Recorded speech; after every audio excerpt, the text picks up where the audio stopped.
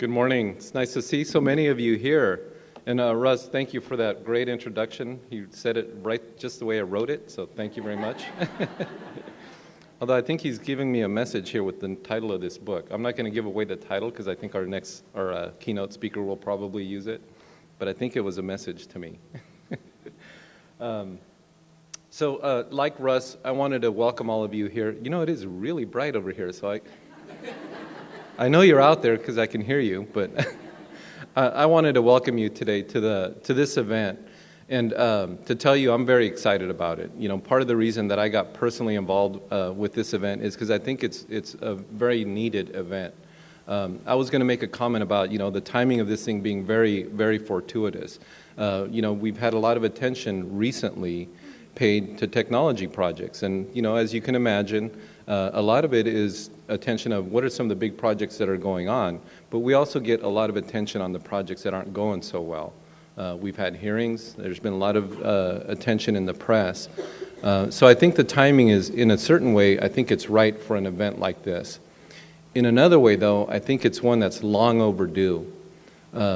We've had for decades conferences on the technology side of government technology, right? And the way we do IT, whether it's a particular type of technology or, whatever the latest and greatest wave or fad is. But the issue of running projects and taking on technology initiatives, those of you that are in here that work in that area know that usually the technology, and I'm kind of letting out a secret here, the technology part isn't the hard part, is it? Usually it's the people part. It's the management. It's navigating, through government. It's the politics of it. Leadership certainly plays a big role, and we have had conferences on leadership. But we thought it was really important, and it's necessary, and in fact overdue, to have a session specifically focused on what does it take to successfully deliver a project, especially a project in a state that is as large and as complex and as convoluted and so filled with politics as California. So that's the purpose of this summit. In my opinion, it's long overdue, so I'm very glad that we're here today. I'm glad that we were able to pull the advisory board together and the sponsors to make something like this happen. I also think this is the inaugural event for this, but I get the impression we're probably going to be doing this more than just this year. Am I pretty accurate with that, Russ? So, Russ, I want to thank you and the team over at Public Sector Partners for putting on this event. I want to thank, as Russ did, all of the sponsors, and really do make the time to go over and chat with all of them. These are our partners in delivering these projects, and you have some of the biggest, some of the best, the most successful partners here, so they have a lot of experience. So make the time to go over and not only network with your own peers, but go network with the partners here and pick their brains. I've already started. I kind of got to this side of the room, so at the break I am going to cover to the other side of the room. I'm going to be watching to see if all of you are out there, if you're doing the same. The other thing that I wanted to acknowledge here is that how many of you here, by the way, by a show of hands, and I really can kind of see, how many of you work for the public sector? Could I just see your hands? All right, most of you. Any of you that work in the public sector but not in state government? Okay, a couple folks over here as well. Thank you for attending as well. I know the challenges we face in California are faced in other states and in other public sector entities here in California, so welcome to the event as well. So I imagine the rest of you work in the private sector, if you didn't raise your hand earlier. Of those of you that are in the public sector, how many of you are outside of the IT arena? Either you're not a direct project manager, you're on the executive side, you're on the business side, you're on the program side. That's excellent. And actually, I'd like to ask you to stand up, please, if you don't mind. Let's give these folks a round of applause.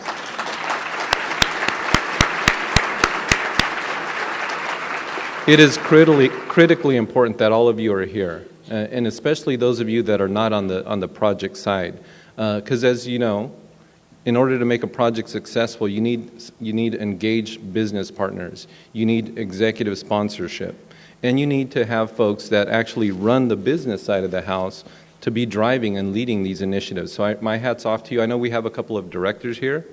We have chief deputy directors here as well. So thank you all for making the time to be here. So let's talk about why is this project delivery summit important? Well, as I mentioned, we get a lot of attention, a lot of it negative, and there's a lot of focus from policymakers, from the media, from our own oversight capacity about when California is going to be able to get projects right. But I'll tell you what, that is not the main reason why it's important that we're all here.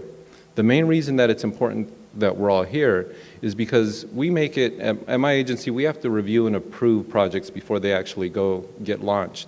We make it really difficult for departments to do that. You know, we put them through hell, as most of you know, FSR hell, and then, you know, budget hell, and then procurement hell, right? But we make it very difficult. So, but that was one of the vendors that clapped, I think. By the time that a project actually gets launched, they've gone through a lot. Departments wouldn't go through all of that unless they really needed the technology, unless they really needed to modernize their operations or use it to be able to deliver services to their consumers. Technology really is the foundation by which government operates today. So if we don't get it right, we're critically damaging government's abilities to operate. That's why it's important that we're here. You know, all the oversight, all of the, you know, the spectacle that comes with projects, you know, that's important as well. But the real reason we're here is because we got to get it right. Government functions on technology, and if we don't get it, that's never going to change. In fact, it's only going to grow. And if we don't find a way to get it right, then, you know, we're not going to be able to successfully operate government. So this project is one of the steps that we're taking to try and make sure we get it right. It's going to be a hands-on conference. It's going to be very interactive, and it's going to be very California-centric. What that means is that the people that you'll be hearing from are folks that are experts in doing projects in California. They've actually had the experience, and we're going to be using live California case studies and projects to learn from. So that's one of the things that we've been working in partnership with the vendor community to put on.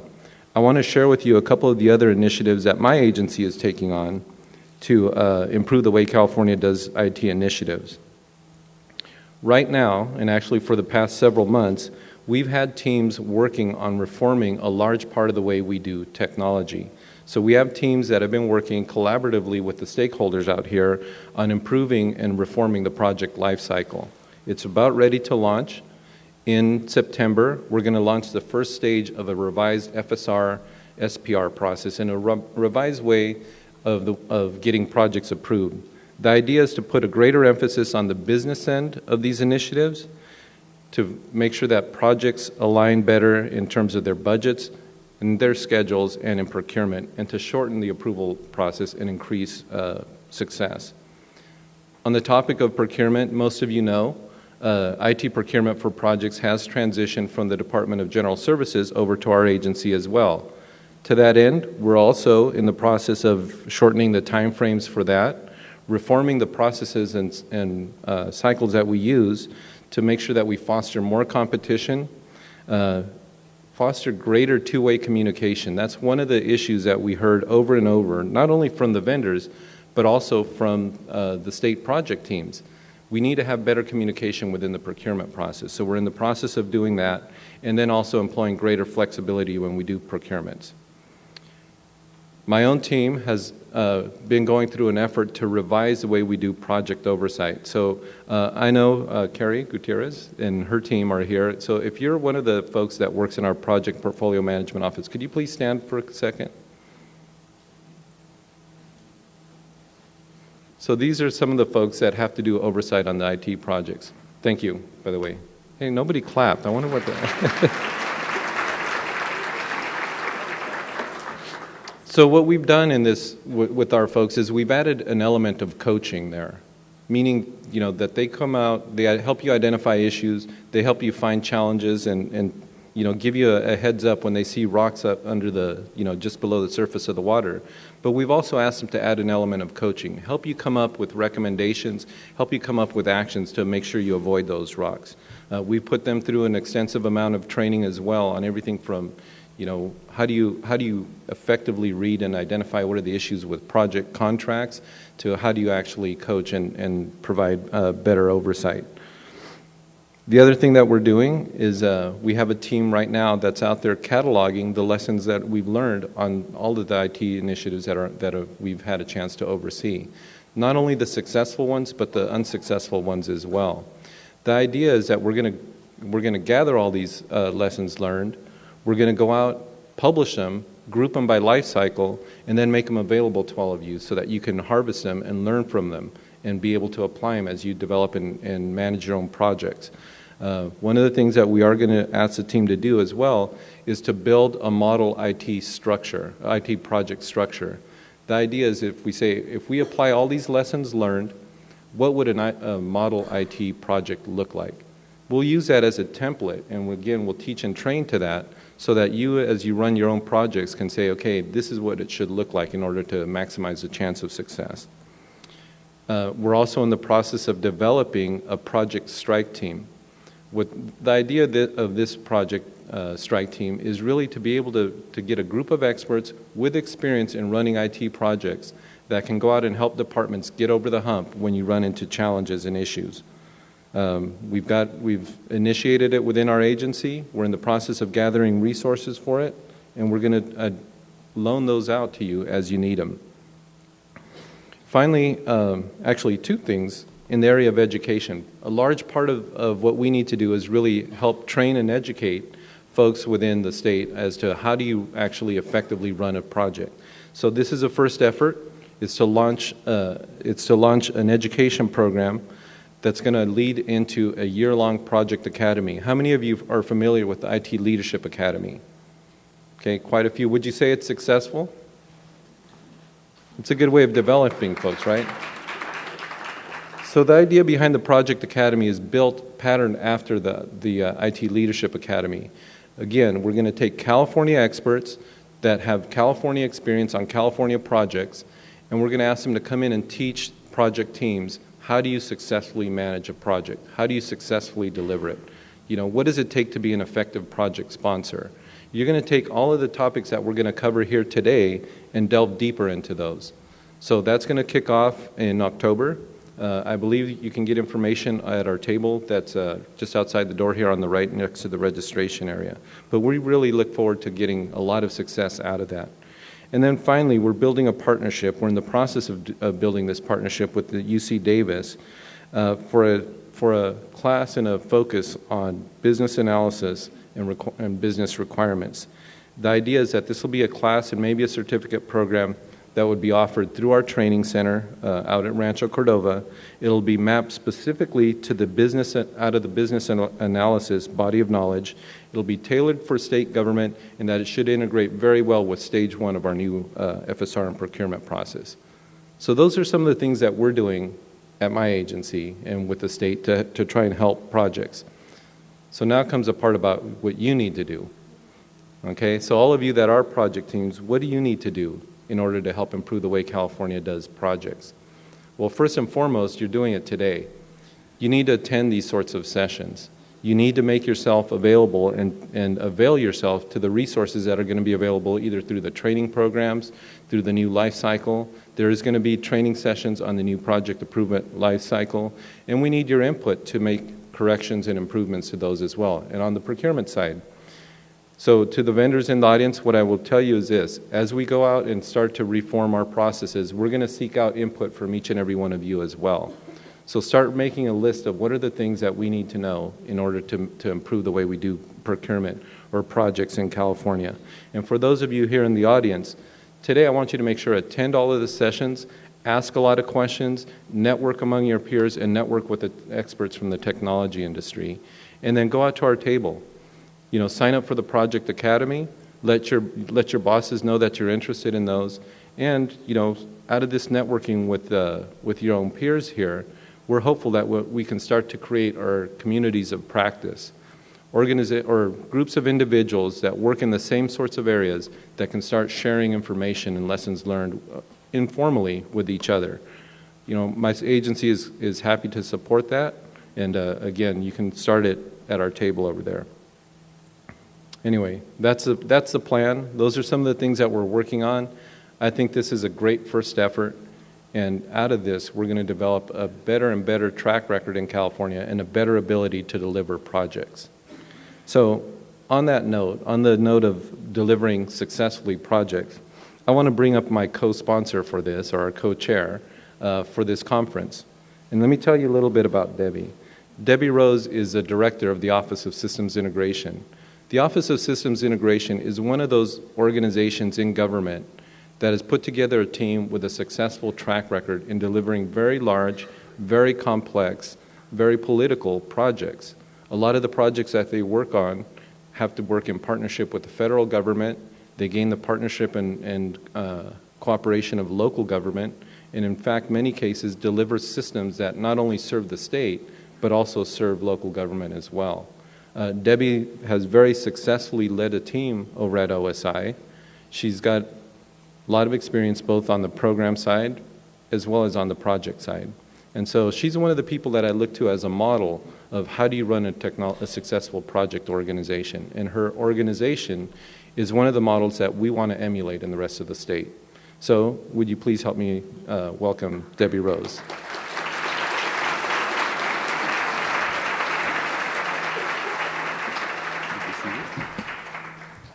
Thank you, Carlos. Good morning. What a great turnout. Man, it is bright up here. This is so exciting, and I just want to really give a shout out to the business side. I am so glad to have our project sponsors, the business, involved in this summit. You know, I think this is a true testament of how we all want to come together and get it right, as Carlos mentioned. I am the director of the Office of Systems Integration. It is the office within the Health and Human Services Agency. And those of you who are familiar with that agency understand that we have programs that deliver services for the most vulnerable constituents that we have in California. Very complex rules around many of the programs, and certainly a very engaged group of stakeholders who are also very concerned on how we deliver those programs. And so IT is extremely important to our world. And having been on the business side for many, many years and being a project sponsor for many years, it was very important and exciting for me to come over to really the IT side and help deliver systems that are successful, that get to the business need. And so one of the things that I think what makes OSI unique is that is all we do. All we do is project delivery. We do everything from IT project acquisition, project management for the planning, the design, the development, and implementation for system integration. And we provide maintenance and operation services. So we live and breathe it every single day. My organization works hard to work together with the business side and to learn lessons from each of our projects. And when I think about departments throughout the state having to implement IT, it's not easy, and you may only do it once, or maybe you do it, once every 10 years. Why should we all have to continue to struggle, covering the same ground that somebody else has already covered? And so a summit like this is a really good opportunity for us to come together and really learn from each other. And I'm where Carlos is. Let's keep this moving. Let's get these communities of interest together, and let's get it right. Having been around and seeing a lot of change over the years, I see positive movement, but I also see where we continue to go down that same rabbit hole that we don't need to go through.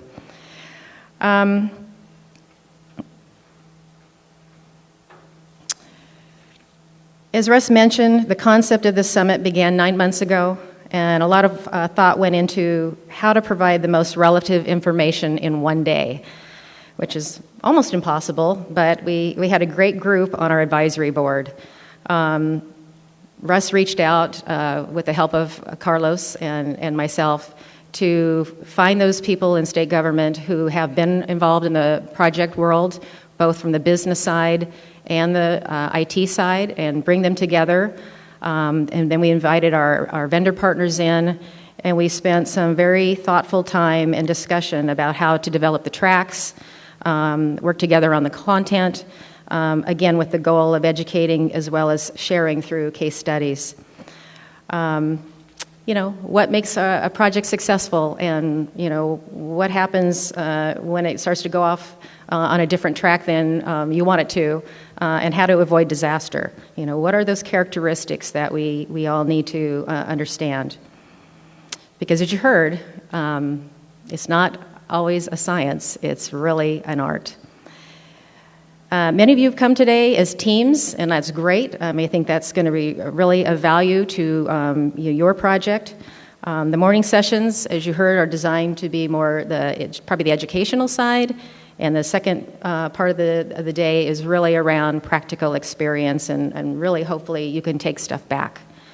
Our hope is that the summit is really going to provide value for yourselves, and the idea of communities of interest is something that you want to get engaged in for the future, because I don't think this is going to be the only summit, and certainly with what Carlos is doing at the technology department with the academy is going to be valuable for all of us. So participate, be open, and have fun.